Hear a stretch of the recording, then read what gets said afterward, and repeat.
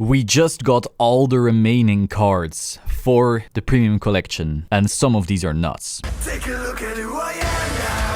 I'm stronger than ever.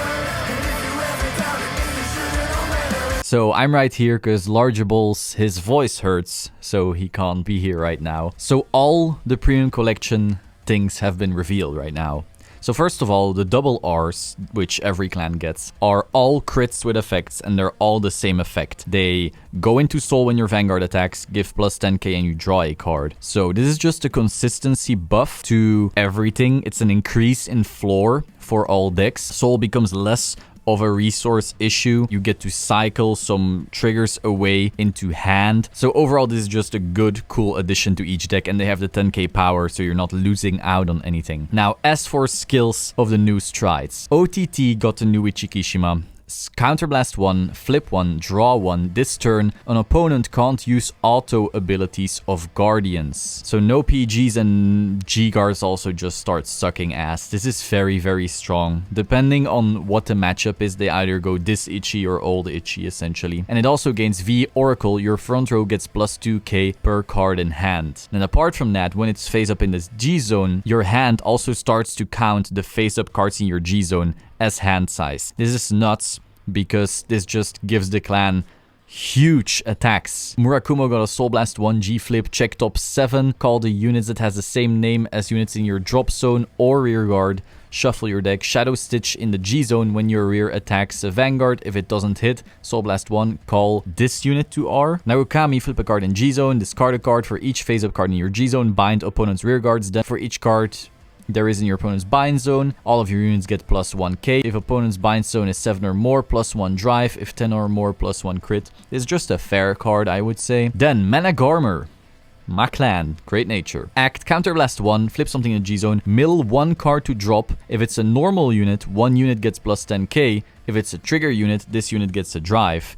Perform the entire effect 4 times. So this means you mill 4, and then for every normal unit you just start giving out 10ks, and for every trigger you get drive checks. You could have 7 drive checks. That's very unlikely. Extremely unlikely, but you could. And then a G-Zone skill, if this card is face up once per turn when your Vanguard attacks, Soul Blast 1 and call 1 from hand to R.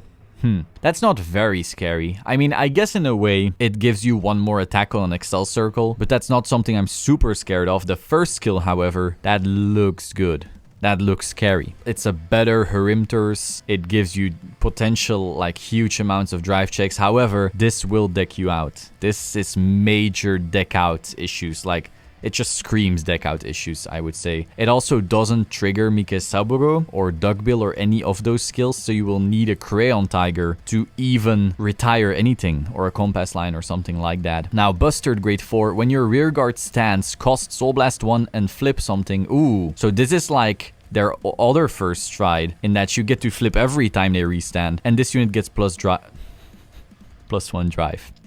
So all their rear guards keep restanding, and they just keep adding drive checks. That's nuts. And an auto on V after the battle is attacked. If this unit has drive 5 or more, cost discard 3. Stand this unit for this turn, drive -5. It's gonna attack twice with loads of drive checks. This card is nuts. This card, oof, that's scary. That's really scary. And then Spike Brother, Soul Blast 1, flip something in your G-Zone. Per G-Zone card face up, draw 1. This unit gets V, Soul Blast 1, choose one of your units plus 10k. Okay, so this will draw them a lot of cards. I think this is really good for getting to GB8 because they like keep surviving. And when the opponent calls 2 or more Guardians, Counterblast 1, put 1 rear to soul, call 1 card from your hand to R. So when your opponent is forced to like guard a lot, then you suddenly get even more attacks, and you're already drawing like crazy. That is strong, obviously, but it's not busted or anything. Then we have Valeos for Aqua Force.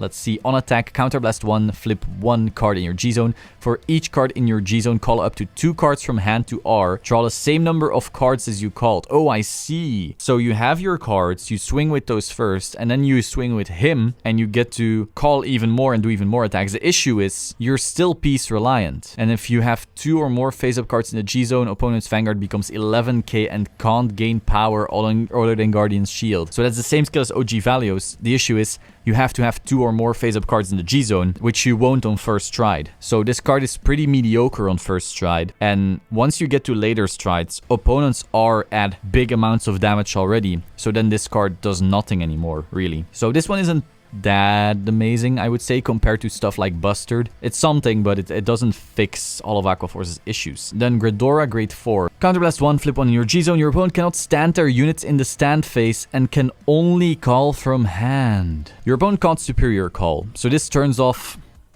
all Superior Call decks from deck, at least. Oh, and also Grand Blue. Okay, Grand Blue gets fucked. Shadow Paladin gets fucked, Royal Paladin gets fucked, Gold Paladin gets fucked. And they can't stand their units, so not Vanguard either. So this is just a free-ass stun. Your opponent can't call anything as either. Ooh, this is strong. On attack, Soul Blast 1, call a grade 3, and it gets power plus 10k. I mean, I don't give a damn about that second skill. That first skill is just... Christ, that first skill is strong. So it's basically going to be, depending on what your opponent is doing, you use this or another dark face, or like, this is strong. This is very strong. And we have Mugian Lord, Counterblast 1, flip something. Opponent calls 2 face-up G-Zone cards with power to rear.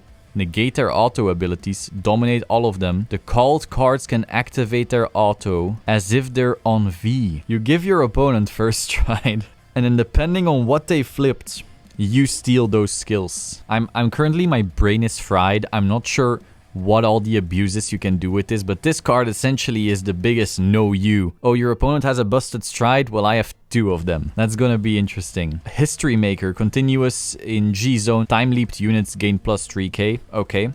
Auto time leap. On attack, Soul Blast 1, flip something, choose your rear guards per number of your face-up G-Zone units and time leap them. This is actually fair. It's a very fair card. Obviously, like, your Chronicle players will be happy to see this, but I don't see this being busted in any way. So that's pretty cool. And then Tachi, if engorged, retire 2 rear guards from your opponent, then turn 1 G-Zone face up and send the total of 5 equip gauge to drop zone, stand this unit. Oh, I see. So you need to send equip gauges to stand him and you don't lose any drives whatsoever. If he's face up in your G-Zone, Soul Blast 1, choose one of your rears, place an equip gauge from the top of deck under it. During this turn, it becomes engorge. That's just a fair card, I would say. It's good, but it's not insane. Obviously, all of this is just my first thoughts. So who are the big winners here? I think Bustard is busted.